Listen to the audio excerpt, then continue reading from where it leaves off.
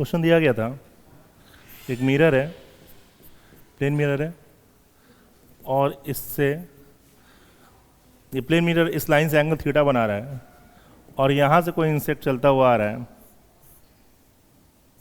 ये इंसेक्ट चलता हुआ आ रहा है किसी वेलोसिटी v0 के साथ इन्फिनिटी से, और पूछा गया था कि ये इंसेक्ट अपने इमेज को कितने समय तक देख पाएगा, ये खुद के इमेज को कितने समय तक देख पाएगा, ये क्वेश्चन पूछा गया था। ठीक है, तो जब ये इंसेक्ट चलता हुआ आएगा, मान लेते हैं किसी टाइम पे ये यहाँ रहा होगा, अगर यहाँ से हम लोग कुछ लाइन को इंसिडेंट कराते हैं मिरर पे, तो मान लेते हैं रे कुछ ऐसे जाएगा। ठीक है, तो जब यहाँ नॉर्मल ड्रॉ करोगे तो नॉर्मल के साथ कुछ इंसिडेंट एंगल आएगा, और अगर नॉर्मल के साथ कुछ इंसिडेंट एंगल आया तो ये रिफ्लेक्ट होकर ऐसे कुछ जाएगा। तो क्या ऐसे केस में ये रिफ्लेक्टेड रे उस इंसेक्ट को रिसीव हो पाएगा क्या? उसे अगर अपने इमेज को देखना है तो ये रिफ्लेक्टेड रे उसे ही रिसीव हो जाना चाहिए। बात समझ में आ रहा है? अगर किसी भी ऑब्जेक्ट को खुद का इमेज देखना हो तो इमेज देखने के लिए हमेशा हम लोग रिफ्लेक्टेड रे को यूज़ करेंगे, और रिफ्लेक्टेड रे वापस से उसी इंसेक्ट को रिसीव हो उसके लिए लाइन को निश्चित रूप से इस मिरर पे परपेंडिकुलरली स्ट्राइक होना पड़ेगा। अगर लाइट रे इस पे परपेंडिकुलरली स्ट्राइक हुआ तो फिर ये रे रिफ्लेक्ट होकर वापस अपने पाथ को रिट्रेस करेगा। कोई भी लाइट हैंग कर गई, मेरा स्क्रीन यहाँ हैंग कर जा रहा है, पॉज कर दीजिए। कोई लाइट परपेंडिकुलरली स्ट्राइक हो रहा है मिरर पे तो ये निश्चित रूप से सेम डायरेक्शन में ये रिवर्ट बैक करेगा। बात समझ में आ रहा है? अगर कोई भी लाइट अगर ये परपेंडिकुलरली स्ट्राइक कर रहा है तो ऐसे केस में एंगल ऑफ इंसिडेंस 0 हुआ तो फिर रिफ्लेक्टिंग एंगल भी कैसा रहेगा? 0 डिग्री रहेगा। तो जिस एंगल से ये इंसिडेंट हुआ है, यानी कि अगर मिरर पे ये परपेंडिकुलरली स्ट्राइक हो रहा है तो वापस से उसी डायरेक्शन में ये वापस जा रहा होगा। तो अगर कोई ऑब्जेक्ट यहाँ पे है, यहाँ से रे निकला और अगर इस पे परपेंडिकुलरली स्ट्राइक हुआ तो ये रे वापस से इस पे जाएगा, तो ये मिरर तो ये ऑब्जेक्ट वापस से रिफ्लेक्टेड रे को रिसीव कर पाएगा। तो जिस ऑब्जेक्ट से इंसिडेंट रे आया है, रिफ्लेक्टेड रे वापस से ऑब्जेक्ट के पास जा रहा है, यानी कि ये खुद का इमेज देख पा रहा होगा। बात समझ में आ रहा है? किसी भी ऑब्जेक्ट को अपना इमेज देखने के लिए कंडीशन क्या होना चाहिए? किसी भी ऑब्जेक्ट को इमेज देखने के लिए कंडीशन है कि रिफ्लेक्टेड रे उसकी आंखों तक पहुंचना चाहिए। अब जो ऑब्जेक्ट है वही अगर ऑब्जर्वर बन जाए, यानी कि उसी से निकलता हुआ रे रिफ्लेक्ट होकर वापस उस तक पहुंच जाए, इस कंडीशन को मेंटेन करने के लिए रे को परपेंडिकुलरली स्ट्राइक होना पड़ेगा। बात समझ में आ रहा है? तो अगर ये रे बहुत दूर से आ रहा है, लाइक अभी इंसेक्ट अभी बहुत दूर है, वैसे केस में कोई भी रे आ रहा होगा तो कुछ ना कुछ यहाँ पे इंसिडेंट एंगल बन रहा होगा। समझ पा रहे हो? तो ऐसे केस में अगर ये इंसेक्ट को अपना खुद का इमेज देखना हो तो इमेज देखने के लिए कंडीशन कुछ ऐसा होना चाहिए कि रे इस पे बिल्कुल परपेंडिकुलरली स्ट्राइक करे। समझ पा रहे हो क्या? ठीक है, तो जब तक ये इंसेक्ट काफ़ी दूर है तब तक जो रे यहाँ पे आके इंसिडेंट हो रहा होगा, ये रे परपेंडिकुलरली स्ट्राइक नहीं हो रहा होगा। एक समय ऐसा आएगा, एक पार्टिकुलर कंडीशन पे ऐसा आएगा जब ये इंसेक्ट यहाँ कहीं पहुँचेगा। इसके पहले तक रे कैसा रहेगा? सोचो, अगर इंसेक्ट यहाँ पे है तब रे अगर ऐसे आएगा तो कुछ ना कुछ एंगल बना रहा होगा। ये एक वो पोजीशन होगा जिसे मैं पॉइंट ए बोल रहा हूँ, ये एक वो पोजीशन होगा जिससे मैं रे यहाँ से गिर के यहाँ पे अगर रे ऐसे जाता भी है तो कैसे पहुँचेगा? बिल्कुल ये परपेंडिकुलरली पहुँचेगा, तो रे वापस से आएगा कि नहीं? ठीक है, इस समय इंसेक्ट से बहुत सारा रे निकल रहा होगा, इधर भी जा रहा होगा, बट ये सारा रे नॉर्मल के साथ कुछ ना कुछ इंसिडेंट एंगल बनाएगा तो रिफ्लेक्ट होकर इधर कहीं आएगा। बट एक रे एटलीस्ट ज़रूर है जो कि इस पर परपेंडिकुलरली स्ट्राइक करेगा, तो एटलीस्ट एक रे वापस से इसके आंखों तक पहुँचेगा जिसकी वजह से वो अपनी इमेज को देख पा रहा होगा। बात समझ में आ रहा है? और जब इंसेक्ट इसके आगे यहाँ जाएगा तो यहाँ से भी बहुत सारा रे निकलेगा। अगर इधर जा रहा होगा, अगर मान लेते रे कुछ इधर आएगा तो फिर से नॉर्मल के साथ कुछ एंगल बनेगा तो रिफ्लेक्ट होकर इधर जा रहा होगा। अगर रे इधर की बात करेंगे, इधर पहुँचेगा, नॉर्मल से कुछ एंगल बनेगा, रिफ्लेक्ट होकर ऐसे जाएगा।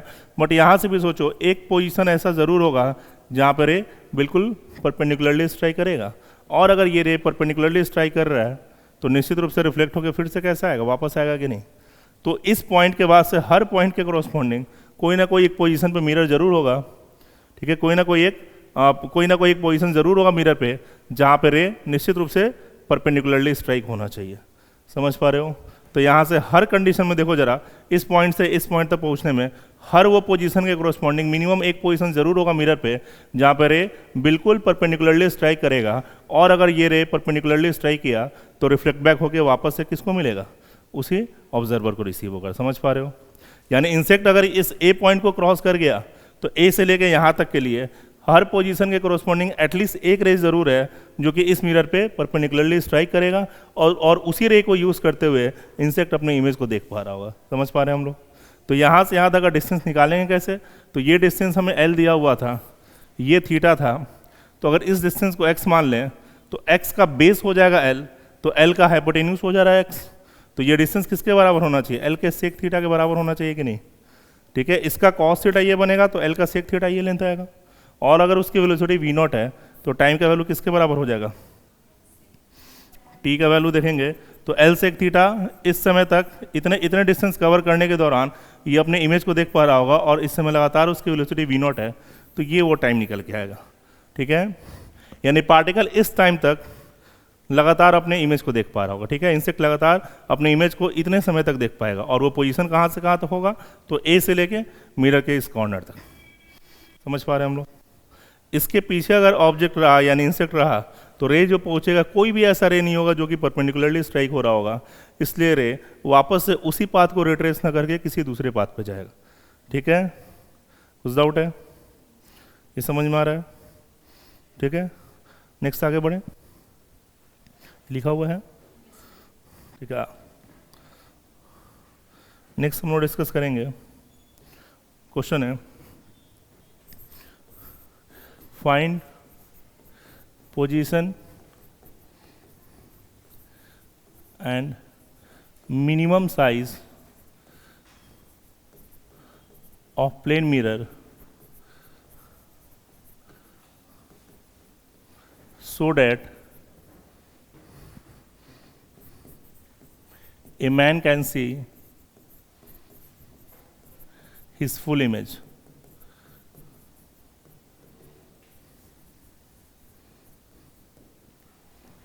Find position and minimum size of plane mirror so that a man can see his full image. ठीक है, सपोज करो कि ये कोई मिरर है और इसके सामने कोई आदमी है, ऐसा कुछ, इसका हाइट कुछ रहा होगा कैपिटल एच। पूछा गया है कि इस मिरर का प्लेन मिरर का क्या मिनिमम साइज ले लें? क्या? h/3, h/3, h/2 आता है आंसर। ठीक है, देखते हैं कैसे, याद नहीं करने की ज़रूरत है, समझने की कोशिश करेंगे। मिरर का कुछ भी अभी मान लेते हैं साइज दिया हुआ है, हमसे पूछा गया है कि मिनिमम साइज ऑफ मिरर क्या ले लें, और सिर्फ मिनिमम साइज नहीं बताना है, हमें उसके पोजीशन को ही बताना है। सिर्फ h/2 लेने से काम नहीं चलने वाला है, हमें ये भी समझना है कि उसका पोजीशन क्या होना चाहिए। ठीक है, तो मिनिमम साइज ऑफ मिरर पूछा गया है, और साथ ही साथ उसके पोजीशन को भी डिस्कस करना है, so that a man can see his full image. Full image यानी कि उसे अपने सर से लेके पाँव तक, यानी कि हर चीज़ दिखाई दे। ठीक है, और इस केस में इस आदमी का इस मिरर से डिस्टेंस कुछ डिफाइन नहीं किया गया है, तो मान लेते हैं ये डिस्टेंस दी है, वैसे इसकी ज़रूरत नहीं पड़ेगी। ये आदमी इस मिरर के कितना भी करीब हो या कितना भी दूर हो, फर्क नहीं पड़ेगा। ठीक है, ये बिल्कुल इंडिपेंडेंट ऑफ ये डाटा डी रहा होगा। ठीक है, कैसे कैलकुलेट करेंगे? अभी इसमें हम लोग दो केस कंसीडर करेंगे। एक केस में मानेंगे कि आई का पोजीशन बिल्कुल इस बॉडी के टॉप पे है, जबकि एक्चुअल पोजीशन कैसा होता है, हमारे सर से थोड़ा सा नीचे होता है आई का पोजीशन। तो नेक्स्ट वाले प्रॉब्लम में हम लोग डिस्कस करेंगे जहाँ पे आई का पोजीशन थोड़ा सा नीचे लेंगे। ठीक है, अभी के लिए प्रॉब्लम के सिंप्लिसिटी के लिए मान लेंगे कि आई पोजीशन कहाँ है, बिल्कुल टॉप पे। ठीक है, और इस आई को इस पूरे कंप्लीट बॉडी का इमेज देखना है। तो कंप्लीट बॉडी का इमेज देखने के लिए कंडीशन क्या होना चाहिए? सोचो, यहाँ पैर से निकलता हुआ बहुत सारा रे होगा, पैर से निकलता हुआ बहुत सारा रे होगा जो कि इस मिरर पे गिरेगा। समझ में आ रहा है? बहुत सारा रे होगा जो कि इस मिरर पे गिरेगा, और ये रिफ्लेक्ट होकर हर डायरेक्शन में जा रहा होगा। इनमें से कोई ना कोई एक रे ज़रूर होगा जो कि हमारे आंखों तक पहुंच रहा होगा। ठीक है, और उसी रे को यूज़ करते हुए हम लोग पैर को देख पाएंगे कि नहीं? उसी रे को यूज़ करते हुए हम लोग पैर को देख पाएंगे कि नहीं? समझ पा रहे हो क्या? एक रे हमारा कौन सा होना चाहिए? देखो, इस पैर से बहुत सारा रे निकल रहा होगा जो कि मिरर पे गिरेगा। जो रे यहाँ गिरेगा वो रिफ्लेक्ट होकर यहीं से चला जाएगा, जो रे यहाँ गिरेगा वो रिफ्लेक्ट होकर इधर जा रहा होगा। हमारे आई को जो रे रिसीव हो रहा होगा वो समथिंग लाइक ये कुछ रहा होगा रिसीव। वो दिक्कत है, समझ पा रहे हैं? यानी इसी रे को यूज़ करते हुए आई जो होगा हमारे पाँव को देख पा रहा होगा। ठीक है, और दूसरा केस हम लोग डिस्कस करेंगे, उसे अपने सर के हिस्से को भी देखना है। तो मान लेते हैं कुछ ऐसा कि लाइक उसे अगर अपने सर के हिस्से को देखना है, यानी कि रे यहाँ से निकले और रिफ्लेक्ट होकर वापस यहीं तक चला है, तो उस केस में कौन सा रे होना चाहिए, जो बिल्कुल परपेंडिकुलरली स्ट्राइक करेगा। तो रे अगर ऐसे जा रहा हो तो रिफ्लेक्ट होकर वापस आएगा तो फिर यहाँ पहुँचेगा कि नहीं, समझ पा रहे हैं। तो बिल्कुल बॉटम पॉइंट को देखने के लिए मिरर का ये वाला हिस्सा चाहिए और टॉप पॉइंट को देखने के लिए मिरर का ये वाला हिस्सा चाहिए। बाकी बॉडी के किसी भी पार्ट को देखना है, सपोज करो मुझे कमर का हिस्सा देखना है, तो यहाँ से रे होगा, कुछ निकल के ऐसे जाके यहाँ रिफ्लेक्ट होकर पहुँच जाएगा कि नहीं। तो अगर मिरर का ये दो हिस्सा ले लें, अगर इस पॉइंट को मैं ए और बी बोल दूँ, तो ए और बी के बीच का हिस्सा अगर हम लोग कंसिडर कर लें तो इस हिस्से से हम बॉडी के हर पार्ट को देख पा रहे होंगे। जहाँ पे ए पॉइंट से बॉडी का बॉटम पार्ट देख पाएंगे और बी पॉइंट से बॉडी का टॉप पार्ट हम लोग देख पा रहे होंगे, समझ पा रहे हो। तो ए और बी के बीच का हिस्सा जो होगा, इसी हिस्से में बॉडी के हर हिस्से से कोई ना कोई रे इंसिडेंट होके वापस से आई तक पहुंचा होगा। ऐसा नहीं है कि